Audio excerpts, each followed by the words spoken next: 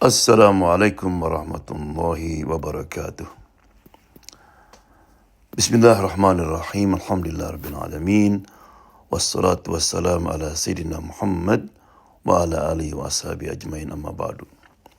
Suatu hari ketika Nabi akan salat maghrib di masjid, Nabi memberikan pengumuman. Sebentar lagi orang ahli surga akan masuk ke masjid.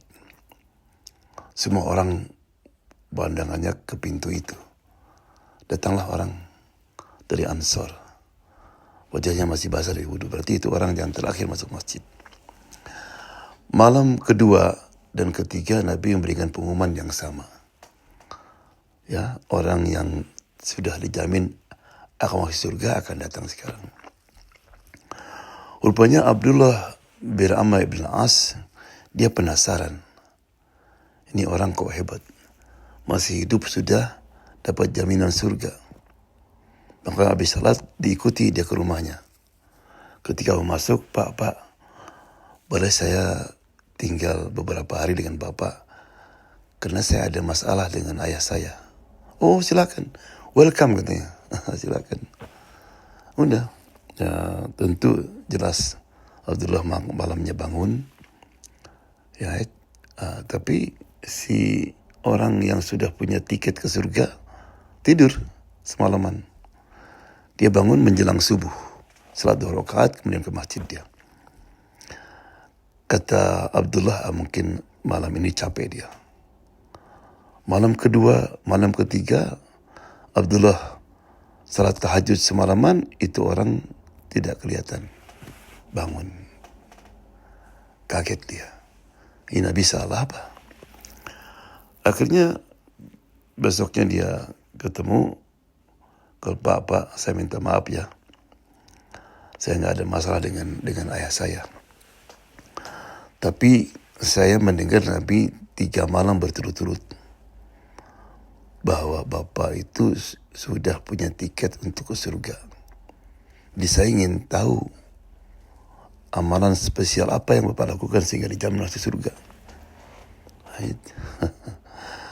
Bayangkan kalau kita orang itu dikasih kebenaran bahwa kamu dapat surga, gimana perasaan kita? Ya, orang itu rupanya dia bingung, dia pun nggak tahu apa ya katanya. Ya sudah, terima kasih ya. Tapi begitu dia melangkah, mungkin ini ya apa? Saya tuh nggak pernah tidur semalam pun, dan di hati saya ada perasaan sakit hati, dengki, ya, dendam kepada siapapun. Dan setiap malam sebelum saya tidur, saya berdoa, ya Allah, saya maafkan semua orang yang ngomongin saya, yang berbuat zalim kepada saya. Kata Abdullah, itulah. Dan siapa orang yang bisa? Allah. Jadi orang ini dapat jaminan surga bukan karena salatnya, puasanya, ibadahnya, tapi karena hatinya yang bersih. Itu yang disebut dalam Quran dengan istilah illa man atallaha biqalbin salim. Kecuali yang datang kepada Allah dengan qalbun salim, hati yang bersih. Bersih daripada kesyirikan, bersih daripada dengki, benci, dan semua penyakit-penyakit hati. Allah. Jadi kalau kita ingin seperti orang ini, maka mari kita bersihkan hati kita, terutama di bulan Ramadan ini. Ya, karena Allah SWT akan, jangan sampai Allah memandang ke hati kita masih punya penyakit-penyakit yang disebut tadi. Ya. Dan rugi. Bayangkan coba dalam hadis di malam terakhir Lailatul Qadar, itu semua orang yang beribadah Allah akan memandang mereka. Dan insya Allah ibadah dan amal diterima oleh Allah SWT, kecuali orang yang punya rasa dengki atau orang yang tidak akur, masih putus silaturahmi dengan kerabatnya atau dengan sesama muslim. Ya, dan itu pahalanya tergantung di atas.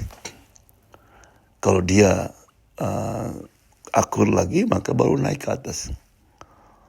Bayangkan coba, apa alangkah ruginya kita. Sudah capek qiyamul lail. Right?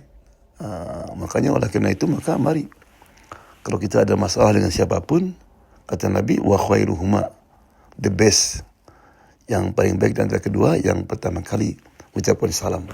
Loh kenapa saya? Dia yang salah. Gak apa-apa, kamu mau rugi. Kehilangan pahala di bulan Ramadan ini. Ya. Jadi mudah-mudahan kita bisa menjaga hati kita, membersihkan hati kita. Dan ketika kita mati, kita mempunyai qalbun salim. Jazakallahu khair. Assalamualaikum warahmatullahi wabarakatuh.